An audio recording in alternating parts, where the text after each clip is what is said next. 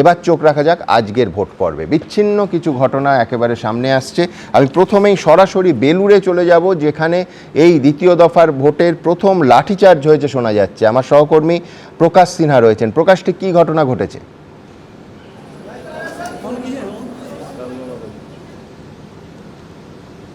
প্রকাশ, আহত হয়ে একজন পুলিশ কর্মী কোথায় পড়ে আছেন।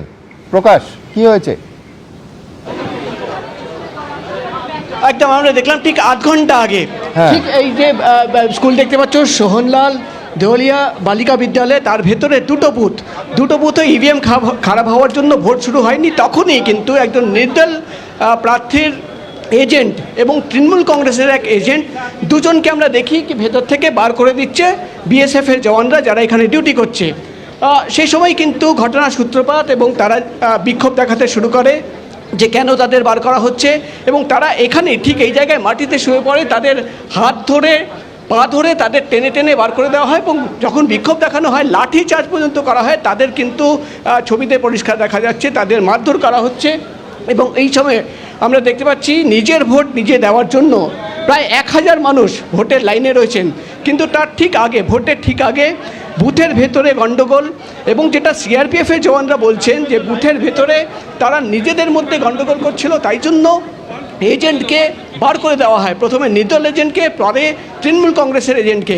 এবং যখন তাদের বার করা হচ্ছিল ভোট শুরু করার জন্য, তখনই আমরা দেখি বিক্ষোভ তারা দেখাতে শুরু করে, তারা প্রতিবাদ করে যে কেন তাদের বার করা হচ্ছে। এবং সেই সময় আমরা দেখি যে বেশ কয়েকজন সামনের থেকে, অর্থাৎ যে মেন রাস্তা রয়েছে সেই দিক থেকে এগিয়ে আসে, তখনই লাঠিচার্জ করা হয়। ভাস্কর রয়েছে আমাদের সঙ্গে। ভাস্কর, তুমি সে জায়গায় ছিলে, মানে তুমি তৃণমূলের সেই এজেন্টের সঙ্গে কথা বললে, কেন তাদের বার করে দেওয়া হলো? মানে ওর বক্তব্য হচ্ছে যে ভেতরে আননেসেসারিলি যারা সিআরপিএফের যারা জওয়ান আছে তাদের ওখানে গিয়ে নিজেদের মধ্যে কথা বলছিল, একটু হই হট্টগোল করেছে, তারা গিয়ে কোনো কথা নেই ওদের সঙ্গে। দেখা হয়েছিল যে লাঠিচার্জ করতে হলো। দেখো, যখন এজেন্টকে এখানে জোর করে বার করছিল এবং সেই সময় এজেন্ট রীতিমতো প্রতিবাদ করে যে না বার বেরোবে না, কিন্তু তাকে জোর করে একরকম প্রায় বলপূর্বক তাকে গাড়িতে তোলার সময়, সেই সময় যে উঠছিল না, তখন বাধ্য হয়ে সিআরপিএফ লাঠিচার্জ করতে বাধ্য হয়। বলে সিআরপিএফ বাধ্য হয়ে লাঠিচার্জ করতে বাধ্য হয় কেন কি? সামনের থেকে, আমি সামনের দিকে বলবো ভগবান শাহকে দেখতে, হাজার হাজার লোক এই মুহূর্তে কিন্তু নিজের ভোট নিজে দেওয়ার জন্য লাইনে দাঁড়িয়ে রয়েছে। সুমনদা, আর একটা কথা বলবো, প্রত্যেকবার আমরা ভোট কভারেজ করি, কিন্তু এই ধরনের উৎসাহ, এই ধরনের একটা মনে হচ্ছে দেখে যে সেলিব্রেশন হচ্ছে, হাজার হাজার লোক কিন্তু লাইনে দাঁড়িয়ে রয়েছে নিজের ভোট নিজে দেওয়ার জন্য। কিন্তু তার মধ্যেই এই স্কুলের ভেতরে, বুথের ভেতরে যেহেতু একটা গণ্ডগোল শুরু হয়, এজেন্টের মধ্যে কথা কাটাকাটি শুরু হয়, তখনই কিন্তু তৃণমূলের এজেন্ট এবং নির্দলের এজেন্টকে যখন সিআরপিএফ বা বিএসএফের জওয়ানরা বার করে দিচ্ছিল, তখনই কিন্তু এই গণ্ডগোলের সূত্রপাত এবং বিক্ষোভ দেখানো। এবং তারপর আমরা যে ছবি দেখলাম, বলপূর্বক হাত পা ধরে তাদের তুলে নিয়ে গিয়ে বাইরের দিকে নিয়ে যাওয়া হয়, এবং তখনই আমরা দেখি সেখান থেকে বেশ কয়েকজন এগিয়ে আসছে। খুব ইন্টারেস্টিং প্রকাশ। এক হচ্ছে তুমি যে ছবি দেখাচ্ছ, দর্শকরা দেখতে পাচ্ছে, এটা হচ্ছে ঘটনাস্থলে সেই সময়কার ছবি। আর এখন যে দীর্ঘ লাইন, এইটাই হচ্ছে গণতন্ত্রের স্পিরিট, এইটাই হচ্ছে পশ্চিমবঙ্গের আসল গণতন্ত্রের স্পিরিট। তার কারণ হচ্ছে ঘটনা বা লাঠিচার্জ এর কোনোটাই কিন্তু মানুষের উৎসাহ কমাতে পারেনি। ওইখানে ওই বুথেও এই দীর্ঘ মহিলা এবং পুরুষদের লাইন প্রমাণ করে দিচ্ছে যে দিনের শেষে কিন্তু আজকে শেষ হাসি আমাদের গণতন্ত্রই জিতবে। আমার মনে হয় সব থেকে বড় শিক্ষা এটা। তুমি একমত হবে? মানে ওই ঘটনাস্থলে এই দীর্ঘ লাইন এবং শান্ত লাইন, সুশৃঙ্খল লাইন, সেখানে কোনো উত্তেজনা নেই। এইটাই আজকে গণতন্ত্রের স্পিরিট।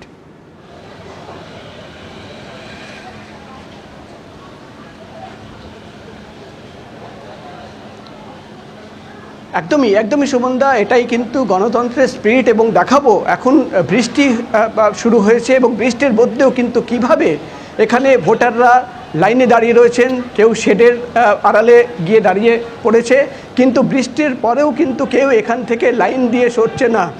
আর সামনের দিকে যাব, সামনের দিকে আর কিছু একটা আমরা দেখছি, একটা সামনের দিকে যেহেতু বৃষ্টি শুরু হয়েছে, অনেকেই কিন্তু বলছে অনেকক্ষণ ধরে তারা লাইনে দাঁড়িয়ে রয়েছে, এবং কেন্দ্রীয় বাহিনীর জওয়ান তাদের সঙ্গে একটি কথা কাটাকাটি হচ্ছে।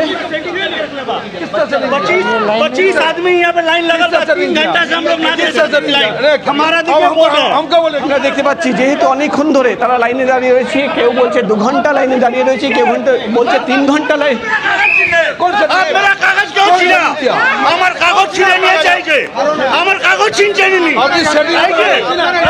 দেখতে পাচ্ছি যে অনেকক্ষণ যেহেতু এখানে লাইনে অনেকেই অভিযোগ করছে যে দাঁড়িয়ে রয়েছে, কিন্তু এটাই স্পিরিট আমরা দেখতে পাচ্ছি। বৃষ্টির মধ্যে এখন কিন্তু বৃষ্টি শুরু হয়েছে এবং বৃষ্টির মধ্যেও মহিলারা, ভোটাররা তারা কিন্তু নিজের লাইন ছাড়ছেন না। এবং আমরা ঠিক সেই জায়গায় যে আধ ঘন্টা আগে ঠিক এই জায়গায় কিন্তু লাঠিচার্জ হয়েছে, গন্ডগোল হয়েছে, তারপরেও কিন্তু আমরা দেখতে পাচ্ছি অনেকেই তারা কিন্তু দাঁড়িয়ে রয়েছেন ঘন্টার পর ঘন্টা, নিজের ভোট নিজে দেব এবং এই উদ্দেশ্য নিয়ে। 6 बजे से खड़े हैं, एक भी वोट नहीं पड़ पा रहा है। हम लोग 6:30 से 9 बज गया, क्या करेगा? हम लोग बृष्टि भी आ रहा है। 6:30 बजे से हम लोग उसका पहले बोलता है मशीन खराब है, ये है वो है, मशीन खराब हो गया, ये যেহেতু ইভিএম খারাপ, जाली वोट पड़ रहा भीतर में सब। बारिश हो रही है, बारिश में भी डटे रहेंगे आप लोग? 6:30 बजे से हम लोग खड़े हैं। धांधली हो रहा है, पूरा धांधली हो रहा है, धांधली कर रहा है? क्या धांधली हो रहा है? पूरा छप्पा मार रहा है, कौन छप्पा मार रहा है? सब अगेंस्ट पार्टी ले गया तो 4 आदमी को।